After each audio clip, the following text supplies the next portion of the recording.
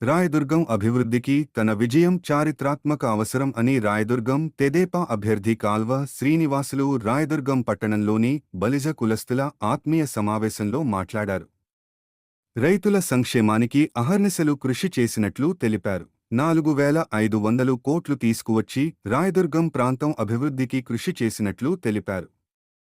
తనకు ఓటేసి గెలిపిస్తే రైతుల పొలాలకు పాలేరుగా పనిచేస్తారని పేర్కొన్నారు.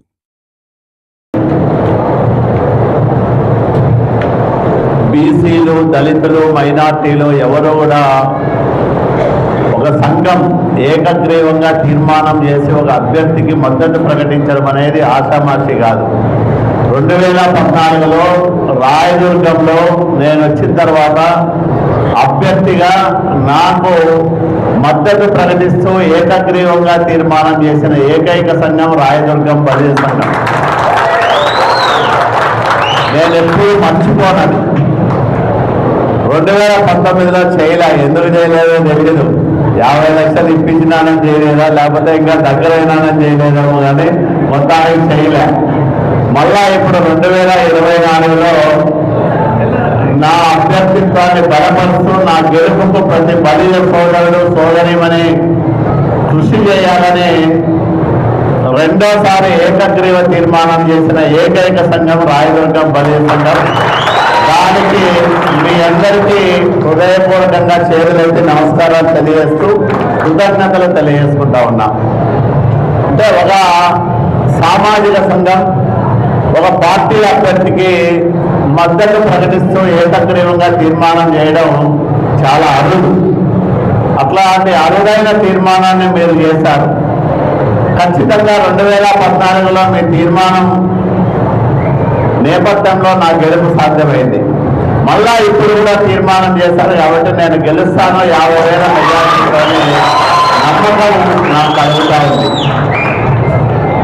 మీరు చూశారు, 5 సంవత్సరాలుగా చూస్తూనే ఉన్నారు.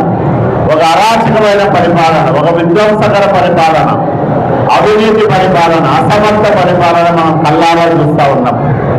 అంటే ఏ వర్గానికి న్యాయం చేయలేని పరిపాలన, ఏ వర్గాన్ని సంతోషపెట్టడం, సంతృప్తి పరచలేని ఒక చెత్త పరిపాలన జగన్మోహన్ రెడ్డి రూపంలో ఇప్పుడు మనకు కనిపిస్తూ ఉంది.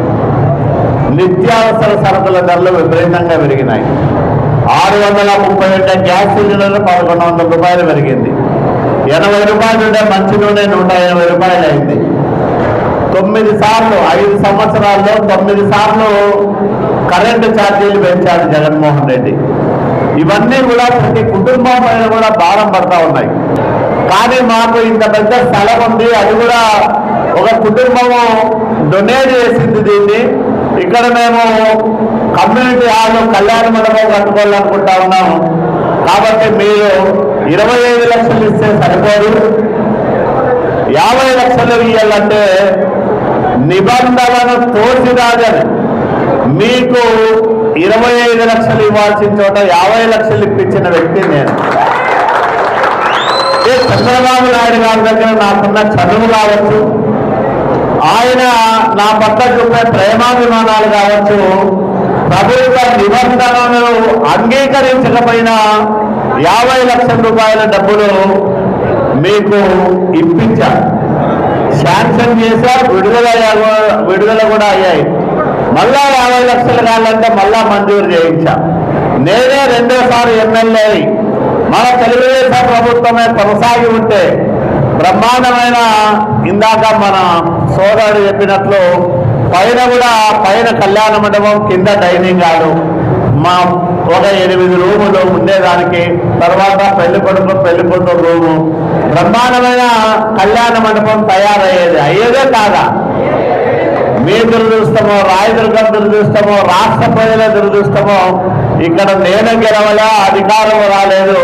దానివల్ల ఒక్క రూపాయి కూడా 5 సంవత్సరాల కాలంలో, మొన్న ఈ మధ్య ఒకసారి మన వాళ్ళందరూ తాపత్రయపడతారంటే నేను ఒకటే చెప్పాను, నేను 50 లక్షలు ఇప్పించా, మళ్ళా వచ్చి మళ్ళా ఇంకో 50 లక్షలు ఇప్పించి నేనే రిబ్బన్ కటింగ్ చేయలేదు తప్ప మీకు వేరే వాళ్ళు సాయం చేయలేదు.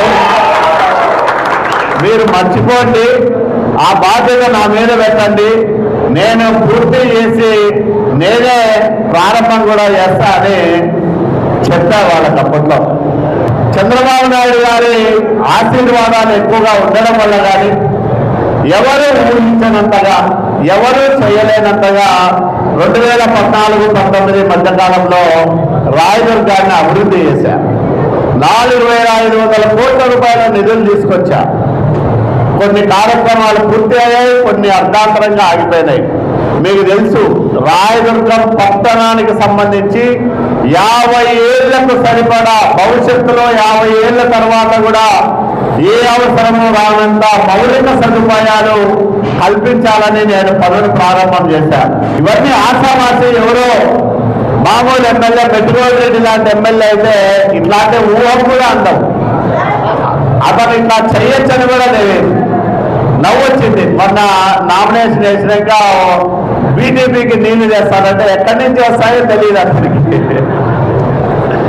నీళ్లు క్యూసెక్లకు టీఎంసీలకి తేడా తెలియని వ్యక్తి, ఏ నీళ్లు ఎక్కడి నుంచి ఎక్కడ వాడతాయో తెలియని వ్యక్తి నేను కూడా బీజేపీకి నీళ్లు చేస్తాను అంటే మాటలు చెప్తా ఉంటారు ఇట్లా వాళ్ళందరూ కూడా. మరి 5 ఏళ్ళు అతను 2004 నుంచి 2009 వరకు ఎమ్మెల్యే గారు ఎందుకు ఇట్లాంటి ఆలోచన కూడా చేయలేదు కదా ఎవరు? నేను రాయదుర్గం వచ్చేంత వరకు రాయదుర్గం లాంటి అత్యంత వెనుకబడిన ప్రాంతంలో 1,00,000 ఎకరాలకు సాగునీరు ఇవ్వచ్చని సంకల్పం చేసింది నేను, ఆలోచన చేసింది నేను, చంద్రబాబు నాయుడు గారితో ప్రకటన చేయించింది కూడా నేను. నేనే 2వ ఎమ్మెల్యే అయితే ఈ పాటికి 80% పనులు పూర్తయ్యేటివి. భైరవాదిప్ప ప్రాజెక్టు కృష్ణా నీటితో కలకల్లాడేది.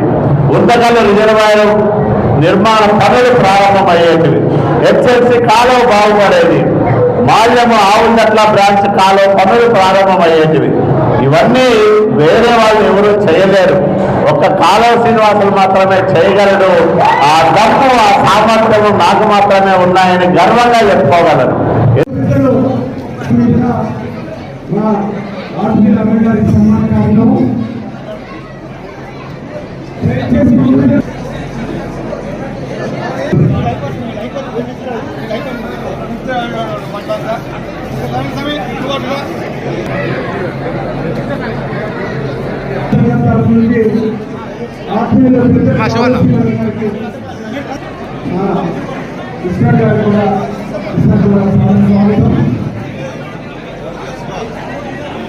Indian gas